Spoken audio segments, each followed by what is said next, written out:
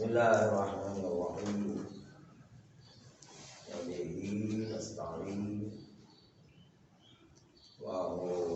خير معين. مسئلہ صاحب قربہ یوں پیش کر رہے ہیں کہ لا یجوز سقی المسکرات للاطفال، جائز نہیں ہے کسی کا بھی نشہ آور چیز دینا بچوں کو، بل یجب ردعہم، بلکہ بچوں کو اس مسکرات سے روکنا واجب ہے۔ وَقَدَا سَائِرُ الْأَعْيَانِ النَّجِسَةِ، اسی طریقے سے تمام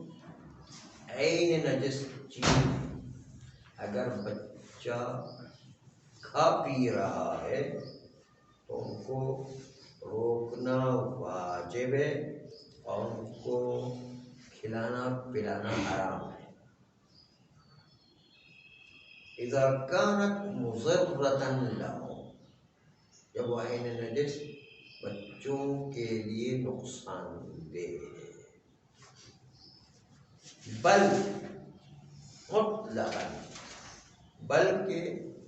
مطلقاً عین نجس بچوں کو کھلانا منع ہے۔ مطلقاً یعنی چاہے بچوں کو ضرر پہنچائے یا ضرر نہ پہنچائے، عین نجس کھلانا پلانا حرام ہونے کے ساتھ ساتھ ان کو اگر وہ خود کھا رہے تو روکنا بھی واجب ہے۔ یہ تھی عین نجس کی بات۔ اما المتنجسات، اما کوئی بچہ متنجس چیز کھا رہا ہے، فإن كان التنجس من جهة كون أيديهم نجسة، اگر اس متنجس کا نجس ہونا اس جہت سے تھا کہ بچے تو اپنے ہاتھ کو کھاتے پیتے وقت بھی نجس کر دیا کرتے ہیں اور خود ہی خود نجس ہو جایا کرتے ہیں۔ فإن كان التنجس، اگر متنجسات کا تنجس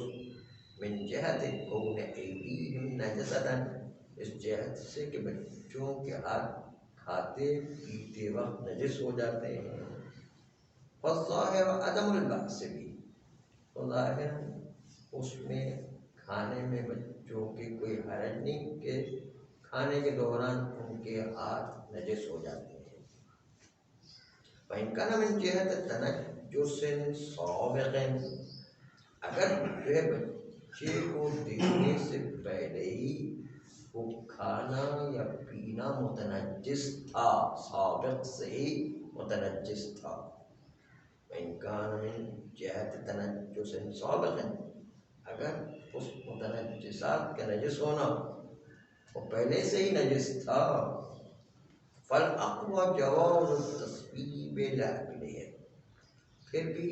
اقوی قول یہ ہے، یعنی فتویٰ یہ کہ جائز ہے کہ ہم ان بچوں کو متنجس کھانے کو پیش کر کے کھانے کا سبب بن سکتے ہیں۔ وإن كان الأحوط ترکہ،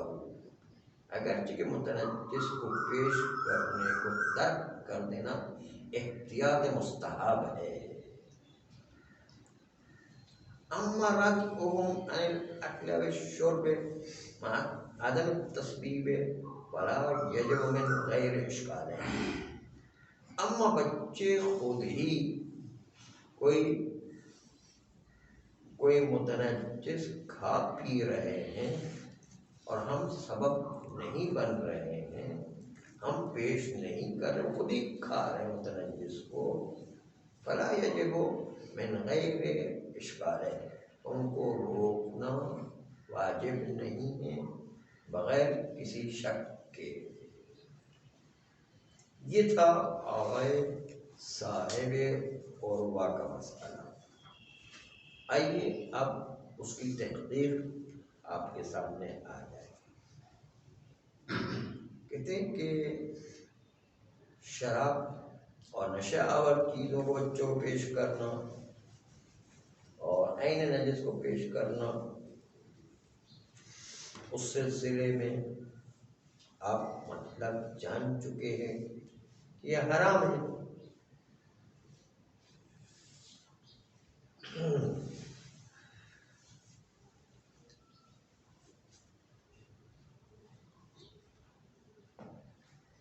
مگر یہ کہ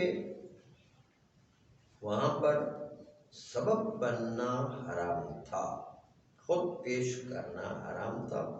مگر شراب میں تو ایسی بات ہے کہ شراب میں بتایا تھا کہ اس پر تو شارع چونکہ بالکل ہی راضی نہیں ہے، اس لیے شراب چونکہ ہمیں علم ہے شراب و ان جیسی چیزیں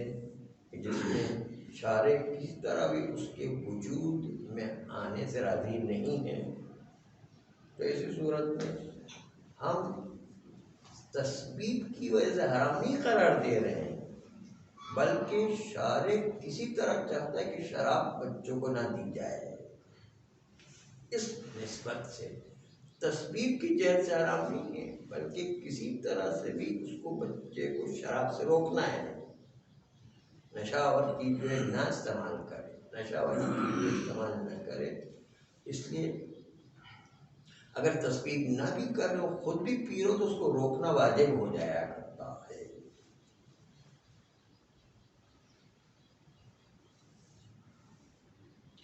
اما یہ کہ ہم جو کہتے ہیں کہ اعیان نجسہ کو دینا جب ضرر پہنچانے والا ہو تو بھی بچوں کو دینا جائز نہیں ہے، کیونکہ حرام ہے کسی مومن کو ضرر پہنچانا، اور مومن کے حکم میں بچے بھی آتے ہیں، اس لیے ان کے بچوں کو بھی حرام چیز پیش کرنا، ضرر پہنچانا وہ حرام رہے گا۔ لیکن جب ہم فرض کرتے ہیں کہ عین نجسہ ضرر پہنچانے والا ہو تب کی بات ہے، جیسے کہ پیشاب میں کہتے ہیں کہ کچھ زہریلے مواد ہوا کرتے ہیں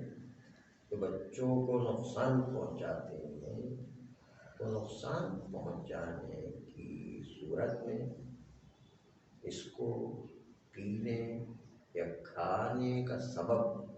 ہم بن جائیں تو قطعاً ہمارے لیے پیشاب بچوں کو پلانا حرام ہوگا۔